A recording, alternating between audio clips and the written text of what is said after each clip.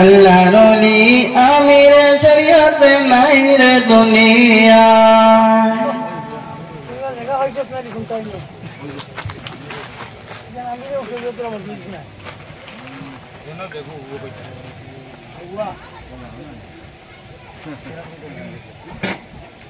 নামে একটা প্রশংসা চলছে, অন্যের নামে একটা গুণকীর্তন চলতে তার আর সহ্য হয় না।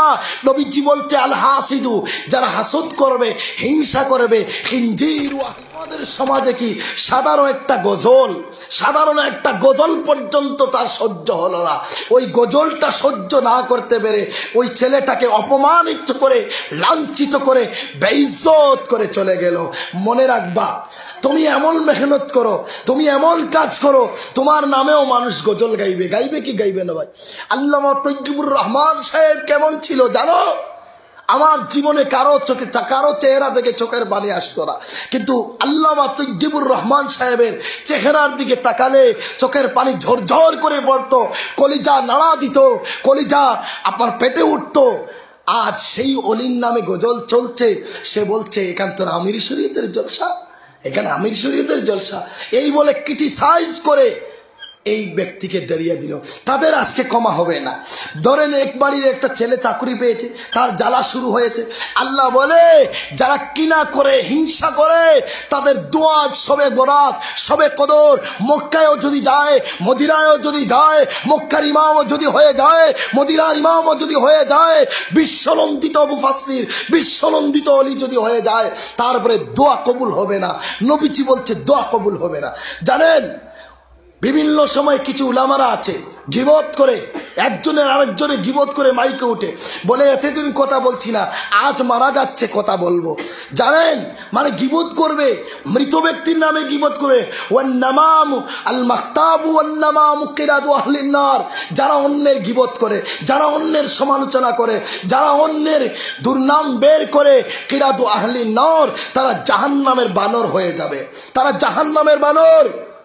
আল কাযযাবু কলবু আহলিন নার।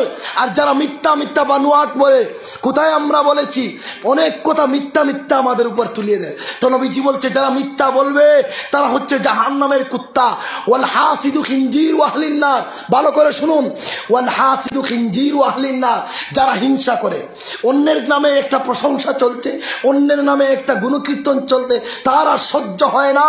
নবীজি বলছে আল হাসিদু, যারা হাসদ করবে, হিংসা করবে, খিনজিরু আহলিন নার, তারা জাহান্নামের শুয়োর, জাহান্নামের শুয়োর। জুরে কন্যা নাউজুবিল্লাহ। আরে বেটা, কিতাব পড়ো, হাদিস পড়ো, পড়ে শুনে ভালো করে কথা বলো, মুখ সামলে কথা বলো। আল্লাহ বলছে ওয়াতাসিমু বিহাবলিল্লাহি জামিয়া, তোমরা একত্রিত হয়ে দিন চালাও। হিংসা করা যাবে না, হিংসা করলে নিজে ধ্বংস হয়ে যাবে। হিংসা এমন এক মারাত্মক ব্যাধি, জানেন? হিংসা হচ্ছে যেভাবে কয়লার আগুনের মতো, লাকড়ির আগুন হলে বা অন্য আগুন হলে জ্বালিয়ে জ্বালিয়ে ছাই করে যায়, কিন্তু বুশি করে না। তার ছাই পাওয়া যায়, শালি পাওয়া যায় কি যায় না ভাই? পাওয়া যায়। কিন্তু কয়লার আগুন যখন জ্বলে, সামনের আগুন দেখবা না, আগুনের কালারও দেখবা না, কিন্তু ভিতরে একদম বুশি করে নেয়। ধরার পরে বাদে একদম উলা হয়ে, আপনার তুলা হয়ে উড়ে যায়, বুশি হয়ে রুই রুই হয়ে উড়ে যায়। যে যারা হিংসা করে তাদের সমস্ত জীবনের ইবাদত, সমস্ত জীবনের ভালো আমল ওইভাবে ভুসি হয়ে যাবে।